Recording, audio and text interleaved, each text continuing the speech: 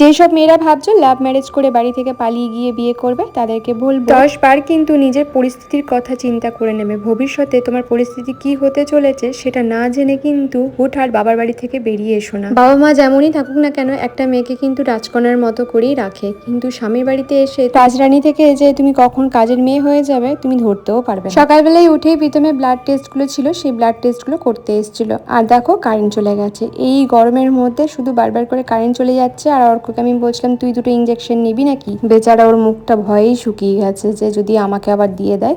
তো প্রথমে ব্লাড টেস্টগুলো ছিল তোমাদেরকে বললাম, তো ওই কারণে ব্লাড টেস্টগুলো করে নিচ্ছি। সেই যখন করতেই হবে করে নেওয়াই ভালো। মাসের শুরুতে যখন টাকা পয়সাগুলো আসে না তখন না বেশ ভালো লাগে জানো তো, কিন্তু মাসের মাঝখান দিকে যেভাবে টাকা পয়সাগুলো বেরিয়ে যায় একটার পর একটা খরচাতে, তখন বেশ মনটা খারাপ হয়ে যায়। এই যে দেখো উটকো ঝামেলার মতো আমার আর প্রীতমের কিছু টেস্ট দিয়েছিল, সেগুলো করতে হলো না। প্রীতমের সেইভাবে সত্যি বলতে কোনো প্রবলেম নেই, টেস্টের রেজাল্ট ঠিকঠাকই এসছে। ওর যেগুলো নিয়ে ভয় পাচ্ছিল ওগুলো একটাও কিছু হয়নি। আমাদের কাছে দুটো অপশন ছিল, একটা ছিল একদম পাতি মানে টেস্ট মানে 400 টাকার মধ্যে হয়ে যাবে, আর একটা ছিল অনেক বেশি টাকার অ্যামাউন্টের টেস্ট। দুটোর মধ্যে অনেকটাই তফাৎ, একটা অ্যাপোলো থেকে আসবে রেজাল্ট আর একটা মানে বলতে পারে এমনি ওরা নর্মাল টেস্ট করে দিয়ে দেবে। তো প্রীতমের যেহেতু একবারও ব্লাড টেস্ট এগুলো হয়নি, তো আমি ভাবলাম ভালো জায়গা থেকেই করা ভালো। ব্লাড টেস্ট করার ছিল, ভিতরে ব্লাড টেস্টটা করে দিয়ে গেল। মানে এবারে যে ডাক্তারটা দেখেছি না খুব ভালো ডাক্তার, মানে সবাই বলছে খুব ভালো ডাক্তার। হ্যাঁ, তো দেখা যাক রিপোর্টে কি আসে। অনেকটা রক্ত নিয়ে গেল। এবারে সকাল থেকে কাজগুলো করি। এখন ওকে একটু গ্লুকন্ডি করে দিই, প্রীতমকে একটু গ্লুকন্ডি করে দিই যাতে শরীরে। এমনিতেই সকালবেলা ওকে শুকনো খেজুর ছোলা এগুলো দিই, আমি প্রত্যেকদিনই দিই, খাওয়া হয়ে গেছে ওগুলো। এবার হ্যাঁ খাওয়া যায়, গরম আছে সব। অর্কর খাবার করে দিয়েছি, অর্ক কিছু খাবে এখন। আজকে নিজে নিজে খেয়ে নাও। এখন তুলোটা পড়েছে বাবা, দাঁড়াও, সরো সরো সরো সরো সরো।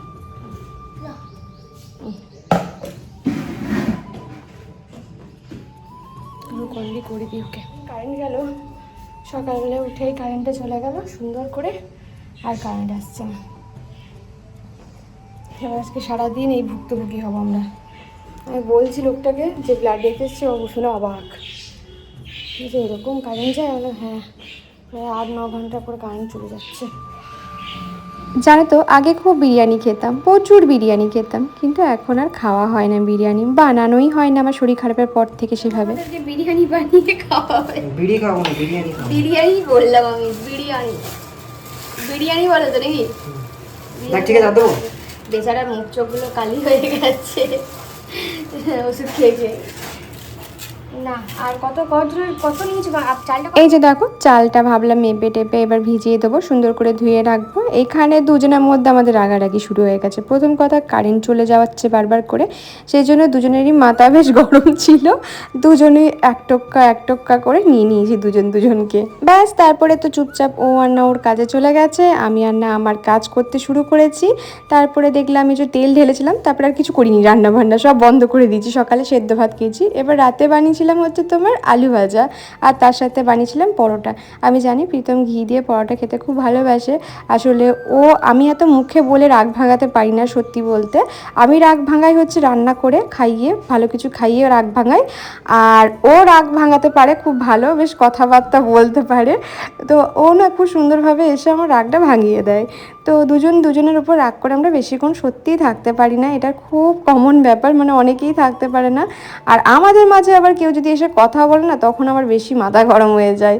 মানে ভাবো হয়তো অর্ক একটুখানি ফোড়ন মারলো, বা কেউ যদি এসে বলে না যে হ্যাঁ এরকম কেন করবে, বা আমাদের খুব মাথা গরম হয়ে যায়। কারণ ঝামেলাটা যেহেতু আমাদের দুজনের মধ্যে, আমরা নিজেদের মধ্যেই মেটাতে ভালোবাসি। আমরা আমার একদম ভালো লাগে না কেউ এসে আমাদেরকে বলুক যে এটা করলে ভালো হতো, এটা করলে ভালো হতো। আমরা আমাদের মতো করে ঠিক মিটিয়ে নিই দুজনের মধ্যে। তো এই যে আমি একটু করে পরোটা বানাচ্ছিলাম রাতের মতো খাওয়ার জন্য। আমি জানি এসে পরে ও এইটা দেখলে ওর একদম মাথা ঠান্ডা হয়ে যাবে, কিন্তু ব্যাপারটা হয়েছে কি জানো তো, সবার প্রথমে ওই আমার রাগটা এসে ভাঙিয়েছে। তারপরে আমি ওকে বললাম তোমার জন্য পরোটা বানিয়েছি, ঘি দিয়ে আলু ভাজা বানিয়েছি। তারপরে ওটাও খেলো, ওটা খেয়ে ওর পেটটা ঠান্ডা হলো, মন ঠান্ডা হলো, আর আমাদের যে রাগারাগি ঝগড়াটা ছিল সেটাও ঠান্ডা হয়ে গেল। এবার ব্যাপারটা হচ্ছে আমাদের ঝগড়াটা কী নিয়ে, ব্যাপারটা কিছুই না।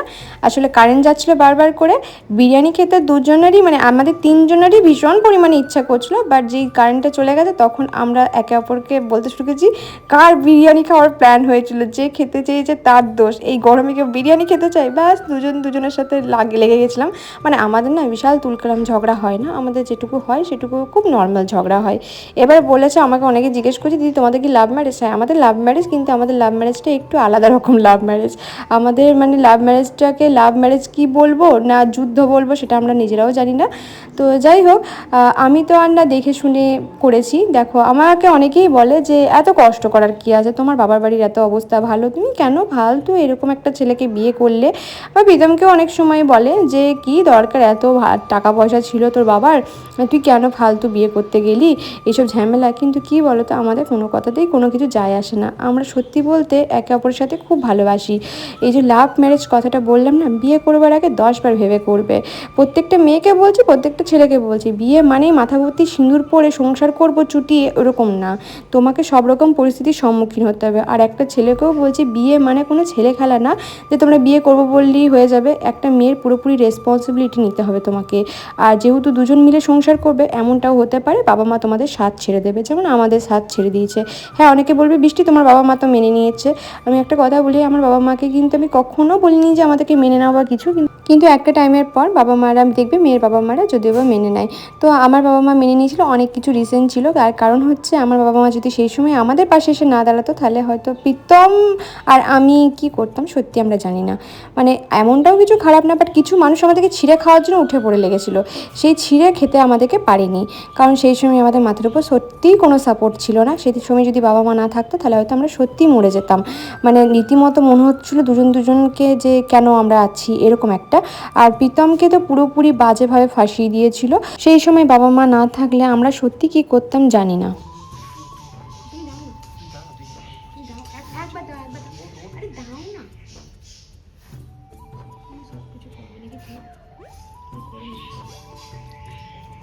দাঁড়া দাঁড়া দাঁড়া, এটার মধ্যে দিয়ে দিই দেখি, না পারলে করে নেবে। আরে আমি করে নিচ্ছি তো।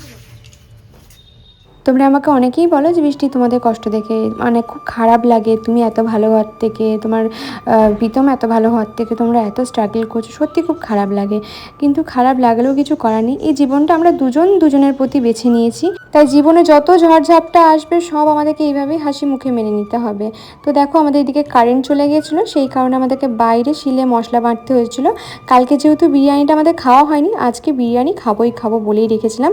তো দেখো এখানে প্রীতম মশলাটা বেটে দিয়েছে, আমাকে বলছে যে তোকে করতে হবে না, তোমরা জানো আমার রাইট সাইডে প্রবলেম আছে, সেই কারণে দিচ্ছিল না। তারপরে আমি বললাম প্রীতম আমাকে ছাড়ো, আমাকে দেখাতে দাও, তুমি পারবে না। তো আমাকে তখন থেকে একটা কথাই বলছে, তুই পারলে আমি কেন পারবো না, তুই যখন সব কিছু কাজ এত একা হাতে পারিস তখন আমিও পারবো না বলে কোনো কাজ হয় না। শুধু আমাকে পাশ থেকে ওই একটা কথাই বলে যাচ্ছিলো। তো আমি বলছিলাম দাঁড়াও আমি তোমাকে দেখিয়ে দিচ্ছি। তো এখানে বাটছি দেখো, তো ও ভালো করে বুঝেছে যে আমি ছাড়বো না, তো সেই কারণে একবার করে ও বাটছে, একবার করে আমি বাটছি, কারণ বাইরেটা প্রচুর গরম রয়েছে। তো সেই কারণে জানো তো বেশ কষ্ট। তো আমাকে বলছে তুই ওঠ আমি করে দিচ্ছি, তুই অনেকটা বেটে দিয়েছিস, মানে আমাকে বাটতে দিচ্ছে না, যে দেখছে এরকম কষ্ট হবে সেই কারণে। তাই বললাম ঠিক আছে তুমি একবার বাটো একবার আমি বাটি, এমনি করে বেটেছি পুরো মশলাটায়। এখানে বাটছি হচ্ছে চার মগজ, কাজু আর পোস্ত, তারপরে বাটবো হচ্ছে আদা রসুন, তারপরে বাটবো হচ্ছে পেঁয়াজ। মানে এতটা কষ্ট হয়েছে এগুলো করতে তোমাদেরকে জাস্ট বলে বোঝাতে পারবো না। এই যে সব পরিস্থিতির সম্মুখীন হতে হবে, ভালোবেসে শুধু বিয়ে করলে হবে না, একে অপরের পাশে ঢাল হয়ে দাঁড়িয়ে থাকতে হবে। বাইরে থেকে অনেক মানুষ তোমাদেরকে উস্কানি দেবে যে হ্যাঁ এর সাথে বিয়ে করে তুই ভুল করলি, এই করলি হ্যান করলি, কিন্তু ভালোবাসাটা যদি অটুট থাকে না দুজনের প্রতি, তাহলে তোমাদের বাইরের উস্কানিতে কোনো কাজেই লাগবে না। একবার করে হয়তো মনের মধ্যে আসতে পারে ভুল করছো, কিন্তু সেই ব্যাপারটাকে প্রশ্রয় দিলে কিন্তু চলবে না। ভালোই তো বেটেছে, মোটামুটি কোথায় ভালোই বেটেছে। একটা মেয়ে যদি অফিসে কাজ করে সব কাজ করতে পারে, ছেলে কেন পারবে না? চেষ্টা করলে হবে। সেই তো বটে, কাজের মধ্যে কি ছেলে মেয়ে নাও আছে নাকি? সব ছেলে মেয়ে পারবে। তুমিও দুদিন পর পড়বি সব হেল্প, তবে তো না। এই বছরে যেমন ঠান্ডাটা খুব বেশি পড়েছিল, এই বছরে সেরকম গরমটাও ভীষণ পড়েছে জানো তো। একটা জিনিস খুব ভালো হয়েছে জানো তো, আমরা এসিটা কষ্ট করে কিনে নিয়েছি। যখন এসিটা কিনতে গেছিলাম তখন দেখছিলাম আমাদের মতো অনেক মানুষ কষ্ট করে কিনছে। আমি কি করে উঠবো, কোলের মধ্যে তুই তো গায়ে ভুলে যাবে। গায়ে বুলাবে না, আমি বসে আছি। ওঠ, আমি উঠতে পারছি না। আরে ওঠ।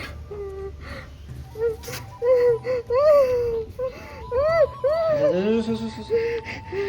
বাবা রে, তো ভয় লাগে। এ শুয়ো পোকা, এটা অন্য কিছু না। আমি এখানে বসে আছি, আমার গায়ে শুয়ো পোকা উঠে গেছিলো এখনই। আমি তাও দেখলাম প্রীতম, হ্যাঁ চোখে পড়লো আমার। আমি এখানটাতে আর বসছি না, ক্ষমা, আমি আর আসছি না এখানটাতে। এত সার্ফের জল এত কিছু দিচ্ছি, তারপরেও গাছ থেকে মনে হচ্ছে পড়ছে, বুঝলে তো। শুয়োপোকা দেখে নাকাও মারছি, বিশ্বাস করবে না, আমার ছোটোবেলায় দুবার শুয়োপোকা গায়ে বুলি গেছিলো। ছোটোবেলায় খেলতে খেলতে কখন উঠে গেছিলো জামার মধ্যে জানি না, পুরো গায়ে বুলি গেছিলো, মানে চুলকাতে চুলকাতে পুরো গায়ে রক্ত বার করে দিয়েছিলাম জানো। এত খারাপ একটা অভিজ্ঞতা আছে আমার। তারপর থেকে আমি যে ভয় পাই না ওই দুটোকে, মানে এই শুয়োপোকা জিনিসটাকে আর এটাকে, দুটোকে আমি ভীষণ ভয় পাই। মানে মানে কুমিরকে অত ভয় পাবো না সামনে চলে এলে, যা শুয়োপোকাকে আমি ভয় পাই। এই মশলাগুলো একসাথে বাটতে আমাদের অনেক সময় লেগেছে। এই যে দেখো প্রীতম এবার আদা রসুন বাটছে, আমি বললাম তো আমি বেটে দিই, ও না ঠিকঠাক করে পারছিল না। তাই পারে বলো তো, যেই কাজটাও করেনি এতদিন ধরে তাও অনেক বেটে দিয়েছে। এই যে কারেন্ট এসছে, আমি আর একবার পোস্তটা আর এটা ভালো করে ঘুরিয়ে নিলাম। তো এই যে ভাতের মাঠটাও ঝরিয়ে নিচ্ছি, ভাত মানে যেটা বিরিয়ানির চালটা। এর মধ্যে আমি কি করে তোমাদেরকে রেসিপি শেয়ার করব বলো, ভেবেছিলাম অনেক দিন ধরে, একটা বন্ধু বলছিল যে ভালো একটা রেসিপি দাও বিরিয়ানির, আমি ভেবেছিলাম দেবো কিন্তু দিতে পারলাম না গো, সরি। এত এদিকটা চারিদিকটা ছড়িয়ে ছিটিয়ে ছিল না, জাস্ট খাওয়ার জন্যই বানানো হয়েছে। যারা ভাবো না যে কত আরামে আছি, দেখো আরাম, কত আরাম। অনেকে কষ্ট করে আমাদের থেকে, ঠিকই আমার থেকে আরো বেশি কষ্ট করে, কিন্তু তোমাদের এটা জানতে হবে যে আমরা মানে এরকম কষ্টকে এরকম এতটা করেছি কি করিনি। করিনি, কোনোদিন করিনি। লাগিয়ে দিচ্ছে এটা। আমার মনে হয় সব ছেলে মেয়েদেরকে না বাবা মায়া, মানে বাবা মায়া এরকম করে আচরণ ছেড়ে না নিজেদের করে এরকম করে স্ট্রাগল করে সংসার করা উচিত। তবেই অ্যাকচুয়ালি বুঝতে পারবো বাবা মারা অ্যাকচুয়ালি আমাদেরকে মানুষ করতে গিয়ে ঠিক কতটা কষ্ট করেছে বলে। সেটা অবশ্যই। আমি তো হাড়ে হাড়ে বুঝতে পারি যে আমার বাবা মা কি কষ্ট করেছে। ওটা টাইম লাগবে না কোনটা? ছাড়তে, বড়কে। হ্যাঁ, ওই তো মাখিয়ে দিলাম, জানলাম না তোমার বাবা মাও কষ্ট করেছে তোমাকে মানুষ করতে। সেটা অবশ্যই। তাহলে সব বাবাই কষ্ট করে, সব বাবা মায়েরাই কষ্ট করছে। মানে কষ্টের ডেফিনেশনটা আলাদা সবার জীবনে।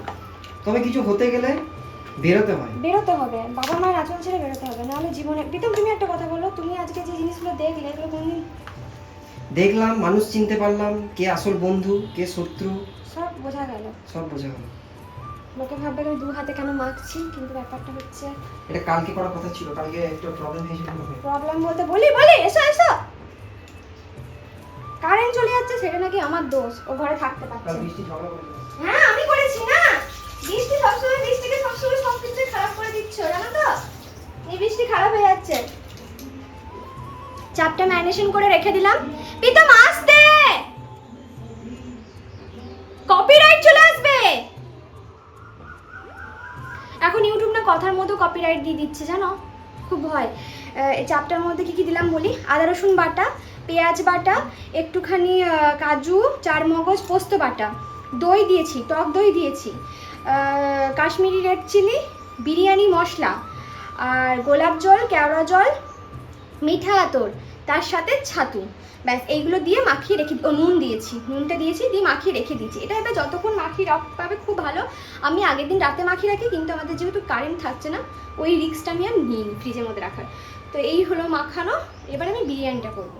আজকে তো শুধু খাবার জন্য বিরিয়ানিটা বানাচ্ছি, মানে ভালোভাবে খাবো বলে। আর একদিন তোমাদের ভিডিওর জন্য বানিয়ে দেখাবো, ঠিক আছে? তো তখন করব। আসলে বিরিয়ানিতে না তেমন কিছু লাগে না, আমার মনে হয় সব থেকে কম বাজেটে বিরিয়ানি রান্নাটাই হয়। তো এই যে দেখো এখানে আমি না অন্যভাবে করি, এবারে অন্যভাবে করেছি, কারণ আমার এই যে সব জিনিসপত্র খুঁজে পাচ্ছি না, একবারই আজকে হাঁড়িতেই করতে দিয়েছি। আর একটা কথা বলি, বিরিয়ানিতে কিন্তু চিকেন ম্যারিনেশন করে কোনো কিছু করতে নেই, চিকেনটাকে এভাবে ফার্স্টে ফ্রাই করে নিতে হয়, মানে যেটা অ্যাকচুয়ালি অথেন্টিক বিরিয়ানি হয় সেটাই কিন্তু এইভাবেই করতে হয়। এই যে গোলাপ জল, একটু কেওড়া ওয়াটার সব কিছু এর মধ্যে দিয়ে দিচ্ছি, আর একটু মিঠা আতরও দিয়ে দিচ্ছি। আমি এবারে আলুটাকে না আলাদা করে সেদ্ধ করিনি, একবারই সব কিছু দিয়ে সেদ্ধ করছি। এই হাঁড়িটার মধ্যেই কিন্তু দম দেবো, তাই একবারই সবটা বসিয়ে নিচ্ছি। তো লাস্টে এগুলো চিকেন আলুটাকে তুলে নিয়ে আলাদা করে লেয়ার দিয়ে দম দেবো। আমি দেখো এখানে একটা একটা করে সব দিচ্ছিলাম, একটু ঢাকা দিয়ে দিলাম এর মধ্যে। এবার চাপটা তো ম্যারিনেশন করে রেখেছিলাম, প্রথমে চিকেনগুলোকে এখানে ভেজে নিচ্ছি, দেন তারপরে পুরো গ্রেভিটা দিয়ে পুরো রান্নাটা করব। আমি জানি তোমাদের সাথে আমি পুরো রেসিপিটা শেয়ার করতে পারলাম না ভালো করে, তারপরেও বলবো যে আমি একদিন অবশ্যই ট্রাই করব। আমি একটুখানি ফ্রি হয়ে যাই আজকে, শুধুমাত্র বিরিয়ানিটা বানালাম কি জানো তো, আমরা না অনেক দিন ভালো মানে আমরা ঘরে বানিয়ে বিরিয়ানি খাইনি আমার শরীর খারাপের পর থেকে, তাই আজকে ভালো করে যতটা পারলাম বানানোর চেষ্টা করলাম। করে একটু বসছি, প্রচুর কাজ ছিল, 2টো বাজে প্রায়। এবার খেতে বসবো, হয়েই গেছে পুরো ব্যাপারটা। জাস্ট একটু দম দিচ্ছি। আর প্রীতম গেছে স্নান করতে। জানো তো মানে আমাদের না ছুটির দিন বলে কিছু হয় না। আমাদের যেদিন ছুটির দিন মানে প্রীতমের যেদিন ছুটির দিন থাকে সেই দিনটাও আমাদের কাজে কাজে বলতে পারো পুরো মানে বেরিয়ে যায়। ঘরের এই ওইটা সেটা কাজ থাকে, দিয়ে আমরা দুজন মিলে করতে করতে বেরিয়ে যাই। আমাদের ছুটি বলতে জানো তো ওই বছরে যে একটা দিন ঘুরতে যাই আমরা মানে সবাই মিলে, ওইটা হচ্ছে আমাদের বলতে পারো প্রপার ছুটি। তাও ভিডিও করা একটা কাজ থাকে বাড়ি, মানে সেই সময় আর ভিডিও পোস্টই করি না, জাস্ট এসে ঘুরে টুরে এডিট করে পোস্ট করি। ওই টাইমটা একটুখানি আমাতে বলো প্রীতমে বলো একটুখানি ভালো করে কাটাতে পারি। তাছাড়া আমাদের ছুটির দিন বলে কিছু নেই, আমাদের প্রত্যেক দিনই কাজ জানো, এইভাবেই চলছে এই জীবনটা।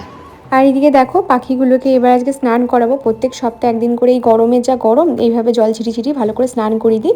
আর ভেতরে হাঁড়ির ভেতরে জল দিয়ে ভালো করে হাঁড়িগুলো ধুয়ে দিই, কারণ নোংরা থাকে, কারণ ওরা ডিম দেওয়ার চেষ্টা করে সেই কারণে নোংরা থাকে, তো সেই কারণে এইভাবে জল ছিটিয়ে স্নান করিয়ে দিই। আর কি সুন্দর দেখো স্নান করছে। অনেকেই খাঁচার মধ্যে পাখি পুষতে বারণ করছে, কিন্তু তোমাদেরকে একটা কথা বলি, তোমাদেরকে বলি এই পাখিগুলো কিন্তু বাইরের থেকে ধরে এনে চাষ করে জানো তো, এখানে পুষবার জন্য। আর আমি যদি ছেড়ে দিই ওদেরকে, ওরা কিন্তু এই বাইরের পরিবেশে বাঁচতেও পারবে না জানো তো।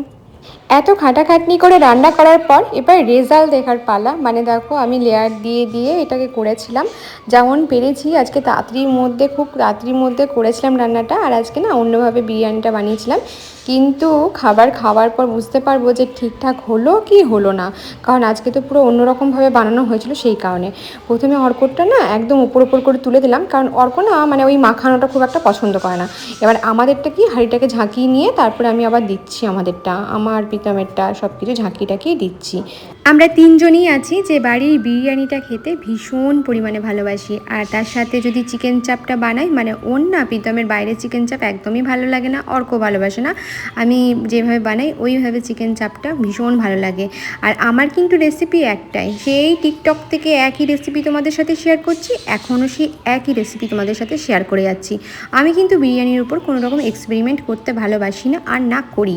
আর আমার রেসিপি কী বলো তো, ওই একদম অথেন্টিক যেটা হয় সেরকমভাবেই বানাই। আর বলতে পারবো যে মানে আমি আগে এত বিরিয়ানি বানিয়েছি, মানে সত্যি আগে তো অনেকটা পরিমাণে বিরিয়ানি বানাতাম, আর এত বিরিয়ানি বানিয়েছি মানে আমার না হিসাব নেই, আমি এত বিরিয়ানি বানিয়েছি। সেরকমই জানো তো মোমোটা খুব একটা আমি ভালো পারি না করতে, মানে ভাঁজটা আমি করতে পারি না, কিন্তু বাকি কিন্তু টেস্ট ভীষণ ভালো হয় খেতে।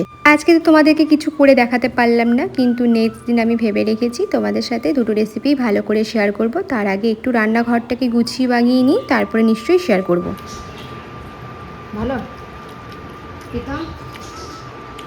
কষ্টের জিনিস, অনেক কষ্ট, সারাদিন প্রচুর কষ্ট করেছি, কালকের জিনিস আজকে হলো। যাই হোক হলো তো। কারেন্ট ছিল না, সিলে বাড়লাম খাওয়ার জন্য। কবে ধরে ঘরোয়া বিরিয়ানি, আর ঘরের বিরিয়ানি বাইরে বিরিয়ানি কোনো গন্ধ নেই, কিচ্ছু নেই।